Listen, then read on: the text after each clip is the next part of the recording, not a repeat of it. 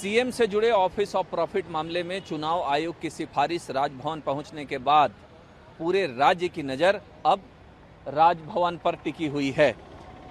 कल जो जानकारी मिली थी कि चुनाव आयोग की सिफारिश राजभवन पहुंच गई, कल ही दोपहर के बाद राज्यपाल दिल्ली से रांची भी लौट आए हैं और जो जानकारी मिली कि कल रांची लौटने के बाद उन्होंने पूरे मामले पर विधि विशेषज्ञों से राय मशवरा किया और दूसरी तरफ मुख्यमंत्री के आवास पर जो सत्ताधारी दल के तमाम वरीय मंत्री और विधायक हैं उनके साथ मुख्यमंत्री भी बैठक किए और आज भी उनके आवास पर सत्ताधारी दल की बैठक है।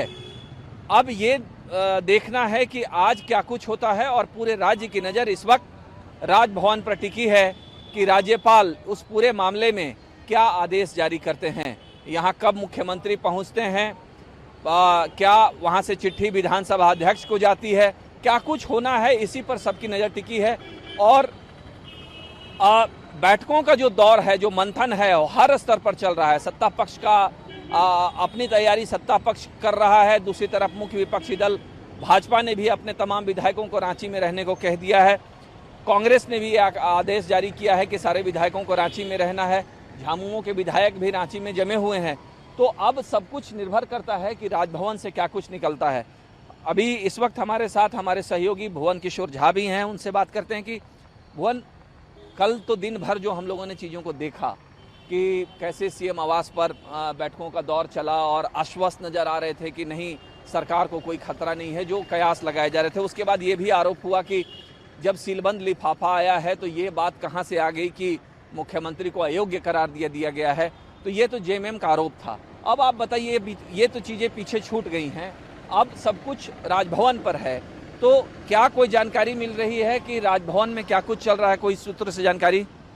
बिल्कुल, आज का दिन जो है सो झारखंड की सियासत के लिए बड़ा दिन माना जा सकता है, क्योंकि जिस तरह से ऑफिस ऑफ प्रॉफिट मामले में मुख्यमंत्री घिरे हैं और उसके बाद चुनाव आयोग की जो रिपोर्ट है वो राजभवन तक पहुंच चुकी है। आज राज्यपाल के द्वारा पूरी मंथन करने के पश्चात ये संभावना जताई जा रही है कि दोपहर तक पूरे मामले में कहीं ना कहीं वो निर्णय लेंगे और उसके बाद मुख्यमंत्री तक ये चीज़ें जो चुनाव आयोग का जो डायरेक्शन है वो पास आउट किया जाएगा और उसके बाद ये संभावना भी जताई जा रही है कि मुख्यमंत्री को यहाँ पर बुलाया जाए राजभवन में और पूरी चीज़ों से अवगत कराया जाए।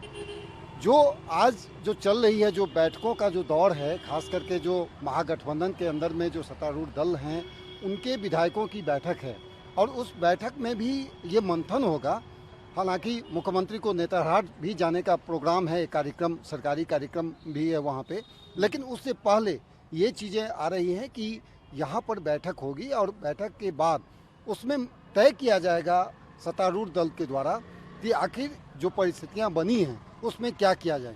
राजभवन ने पूरी मंथन कर ली है और संभावना ये जताई जा रही है कि दोपहर तक में ये चीज़ें पास आउट किया जाए मुख्यमंत्री के पास में और मुख्यमंत्री जैसे ही राजभवन से कोई बुलावा आता है तो यहाँ पर आएंगे। और हो सकता है कि जो सारे जो विधायक हैं, जो 41 विधायकों का समर्थन यदि उनको देने की नौबत आ जाती है तो वो सारे विधायक यहाँ पर पहुँचें।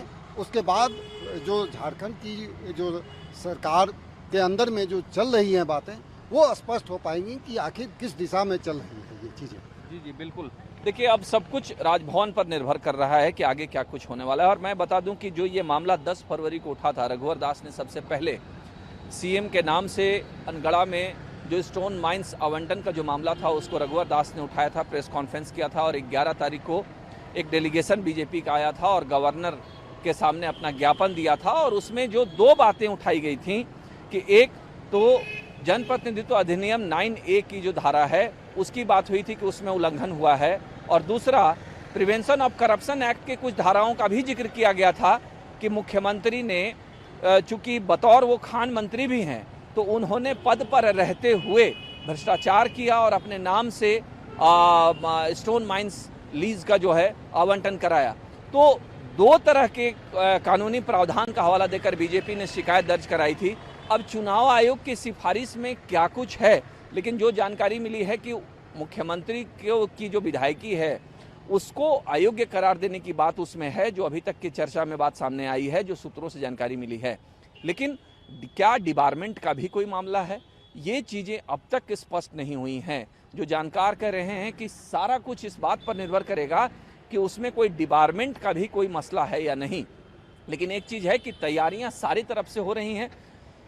राज्यपाल मंतव्य जो होता है विधि विशेषज्ञों से, इस पर पूरा कल ले चुके हैं। आज भी जो जानकारी मिल रही है कि भीतर में वो मशवरा कर रहे हैं और थोड़ी देर के बाद जैसे ये दिन चढ़ेगा, माना जा रहा है कि सेकेंड हाफ तक ये तमाम चीज़ें जो हैं वो करीब करीब स्पष्ट हो जाएंगी। लेकिन इस बीच एक और बात है कि मुख्यमंत्री तो बैठक कर रहे हैं अपने आवास पर, दूसरी तरफ जो नेतरहाट में फील्ड फायरिंग रेंज रद्द उन्होंने किया था, उसके लिए उनका अभिनंदन होना है।